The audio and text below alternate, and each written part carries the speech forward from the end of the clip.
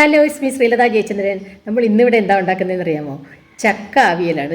സാധാരണ നമ്മൾ പച്ചച്ചക്ക കിട്ടുന്ന സമയത്ത് കൂടുതലും എരിശ്ശേരി അല്ലെ പുഴുക്ക് അങ്ങനെയുള്ള സാധനങ്ങളൊക്കെയാണ് ഉണ്ടാക്കുന്നത്. അപ്പോൾ ഇന്ന് സാധാരണ ട്രിവാൻഡ്രംകാരുണ്ടാക്കാറുണ്ട് കേട്ടോ. ട്രിവാൻഡ്രത്ത് പൊതുവെ ചക്ക അവിയൽ പലരും പറയുന്നത് ഞാൻ കേട്ടിട്ടുണ്ട്. അമ്മയൊക്കെ ഉണ്ടാക്കാം. അമ്മയ്ക്കൊക്കെ എപ്പോഴും എനിക്ക് കൂടുതലിഷ്ടം ഈ പുഴുക്കുണ്ടാക്കുന്നതിനേക്കാളും കൂടുതൽ എനിക്ക് ചക്ക അവിയലാണ് എനിക്കിഷ്ടം. ഞാൻ കിട്ടിയാൽ കൂടുതലും ഉണ്ടാക്കുന്നത് ചക്ക അവിയലാണ്. അപ്പോൾ ഇന്ന് ഒരു ചക്ക അവിയലാണ് നമ്മളിവിടെ കാണിക്കുന്നത്. കൂടെ ഞാൻ ഒരു മാങ്ങാക്കറി കൂടെ ഉണ്ടാക്കുന്നുണ്ട്. ഓക്കെ, ചക്ക അവിയലും മാങ്ങാക്കറി കഞ്ഞി, അതാണ് ഇന്നത്തെ ലഞ്ച് എന്ന് പറയുന്നത്. അപ്പോൾ നമുക്ക് കണ്ടു നോക്കാം. അപ്പോൾ ഒരു കാര്യം മറന്നു അല്ലേ, നമ്മുടെ ചാനൽ സബ്സ്ക്രൈബ് ചെയ്യാത്ത ആരെങ്കിലും ഉണ്ടെങ്കിൽ ഒന്ന് സബ്സ്ക്രൈബ് സപ്പോർട്ട് ചെയ്യണേ. ലൈക്ക് ചെയ്യാനും ഷെയർ ചെയ്യാനും മറക്കല്ലേ. അതുപോലെ എല്ലാവർക്കും ഒന്ന് ഷെയർ ചെയ്ത് കൊടുക്കുക. എല്ലാവരും ഒന്ന് സപ്പോർട്ട് ചെയ്യുക. നമ്മുടെ കുഞ്ഞു ചാനലാണ്, എല്ലാവരുടെയും സപ്പോർട്ട് എനിക്ക് ആവശ്യമുണ്ട്. ഓക്കെ, നമുക്ക് കണ്ടു നോക്കാം. അപ്പോൾ നമ്മൾ ആദ്യം ചെയ്തിരിക്കുന്നത് എന്താണെന്ന് അറിയാമോ? ചക്കക്കുരു കുറച്ച് തൊലിച്ചിട്ട് ഞാൻ ഉപ്പിട്ട് വേവാൻ വെച്ചതാണ്. ഓക്കെ, അപ്പോൾ നല്ലപോലെ ഒന്ന് വെന്ത് കിട്ടണം. അപ്പോൾ നമുക്ക് ചക്കയുടെ കൂടെ ഇട്ട് കഴിഞ്ഞാൽ അത് വെന്ത് കിട്ടാൻ ഇച്ചിരി പ്രയാസമാണ്. അപ്പോൾ അതുകൊണ്ട് തന്നെ നമ്മൾ എന്താ ചെയ്യുന്നതെന്ന് വെച്ചാൽ പ്രത്യേകം ഉപ്പിട്ടൊന്ന് വേവിക്കും. അതിനുശേഷം ഈ വെള്ളത്തിൽ തന്നെ നമുക്ക് ചക്കയും കൂടെ ഇട്ടിട്ട് ചെയ്യാം.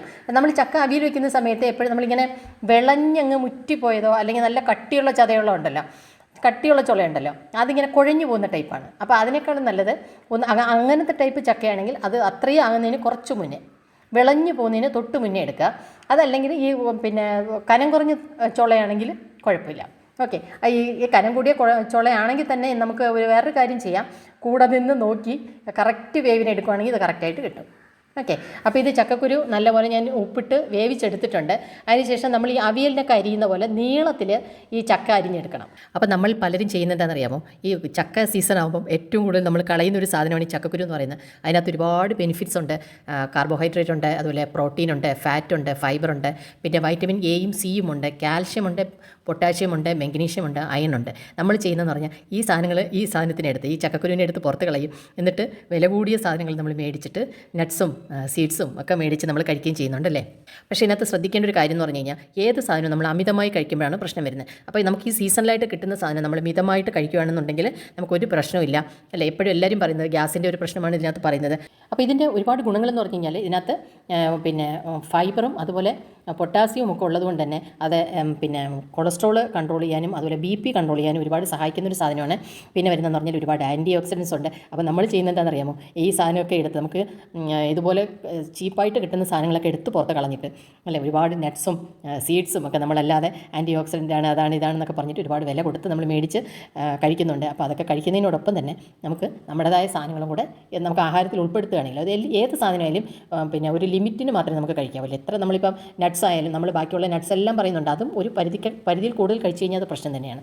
അപ്പോൾ ഇപ്പോൾ ഇടയ്ക്ക് നമ്മൾ കൊറോണ സമയത്തൊക്കെ ഒരുപാട് കണ്ടതല്ലേ ഈ ചക്കക്കുരു ഇട്ട് ഷേക്ക് എന്നൊക്കെ പറഞ്ഞിട്ട് അത് വേവിച്ചിട്ട് ഷേക്ക് അടിച്ചിട്ട് അല്ലേ. അത് ഞാനും ഉണ്ടാക്കിയിരുന്നു ആ സമയത്ത്. അന്ന് നമുക്ക് യൂട്യൂബില്ലാത്തതുകൊണ്ടാണ് യൂട്യൂബിലില്ലാതിരുന്നത്.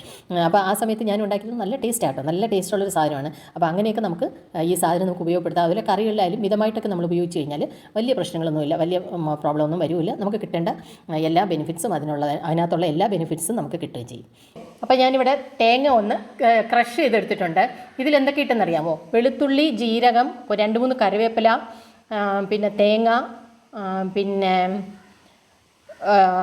മഞ്ഞൾപ്പൊടി, കുറച്ച് മുളക് പൊടി കുറച്ച് മതി. ഓക്കെ, അപ്പോൾ ഇത്രയും ഇട്ടിട്ട് നമ്മൾ ജസ്റ്റ് ഒന്ന് ക്രഷ് ചെയ്തെടുത്തു.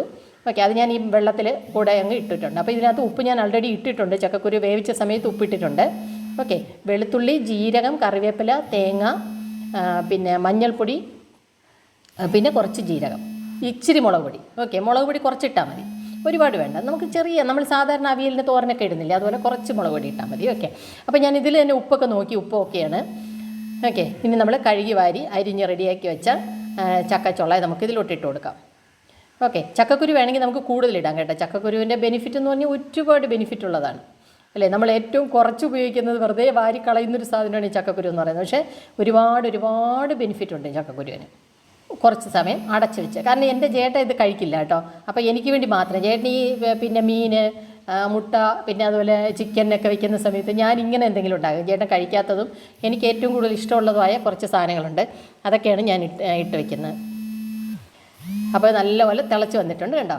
അപ്പോൾ ഇടയ്ക്കിടയ്ക്ക് തുറന്നൊന്ന് ഇളക്കിയിട്ട് കൊടുക്കണം, കാരണം ചട്ടി ആയതുകൊണ്ട് തന്നെ ഇതിൽ കുറച്ച് അടി പിടിക്കാനുള്ള ചാൻസ് കൂടുതലാണ്. കാരണം ഇതിൽ കുറച്ചിങ്ങനെ സ്റ്റാർച്ച് കൂടുതലുള്ളതാണ്. അല്ലേ? അത് കാർബോഹൈഡ്രേറ്റ് കൂടുതലുണ്ട് ഇതിൽ. അതുകൊണ്ട് തന്നെ നമ്മൾ ഇത് കഴിക്കുന്ന കൂട്ടത്തിൽ കഞ്ഞിയോ ചോറോ കഴിക്കുന്നുണ്ടെങ്കിൽ അത് അളവിൽ കുറച്ച് കഴിച്ചാൽ മതി. കാരണം ഇതിൽ ആൾറെഡി കാർബോഹൈഡ്രേറ്റ് ഉണ്ട്. ഓക്കെ, അപ്പോൾ ഇപ്പോഴത്തെ കാലത്ത് നമ്മളതൊക്കെ കഴിക്കുന്ന സമയത്ത് അതും കൂടെ നോക്കണം.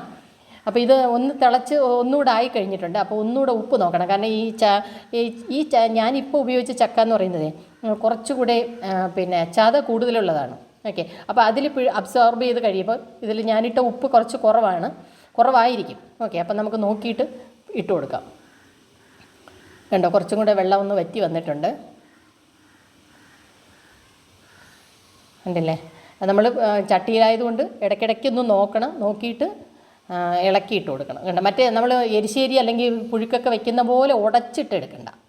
കണ്ടല്ലോ? അപ്പോൾ ഇനി ലാസ്റ്റിൽ നമ്മൾ അവിയലിനൊക്കെ ചെയ്യുന്ന പോലെ കുറേ കറിവേപ്പില ഇടുക. അതുപോലെ കുറച്ച് പച്ച വെളിച്ചെണ്ണയും കൂടെ ഒഴിച്ചു കൊടുക്കണം.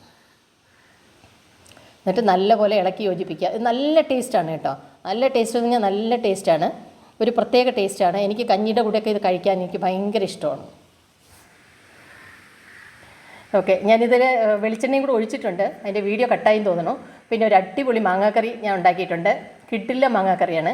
ഇതിൻ്റെ റെസിപ്പി ഞാൻ ഇപ്പോൾ തന്നെ ഇടാം കേട്ടോ. ഉടനെ ഇടുന്നുണ്ട്. കാരണം 2 അച്ചാർ ചേർത്തിട്ട് ഒരു വീഡിയോ ആക്കിയിട്ട് ഇടാമെന്ന് വിചാരിച്ചു. ഓക്കെ, അപ്പോൾ നല്ലതാണ് കണ്ടോ. അപ്പോൾ കുറച്ച് കഞ്ഞി എടുക്കുക. അതിൻ്റെ കൂട്ടത്തിൽ നമുക്ക് ആവശ്യത്തിനുള്ള ചക്കാവിയിലെടുക്കുക. കൂടത്തിൽ നല്ല മാങ്ങാക്കറി കേട്ടോ. ഇത് ഞാൻ വിനാഗിരി ഒന്നും ചേർത്തിട്ടില്ല. വിനാഗിരി ഒന്നും ചേർക്കാതെ കറക്റ്റായിട്ട് ഉള്ള ഒരു ഇതാണ് അച്ചാറാണ്. ടേസ്റ്റ് ചെയ്ത് നോക്കാം. അപ്പോൾ ഇതിൻ്റെ കൂട്ടത്തിൽ ആ മാങ്ങാക്കറിയും കൂടെ കഴിക്കണം. സൂപ്പർ സൂപ്പർ സൂപ്പർ അടിപൊളിയാണ്. ഓക്കെ, അപ്പോൾ എല്ലാവരും ഇതൊന്ന് ഉണ്ടാക്കി നോക്കണം. ഉണ്ടാക്കി നോക്കിയിട്ട് അഭിപ്രായമൊക്കെ പറയണം.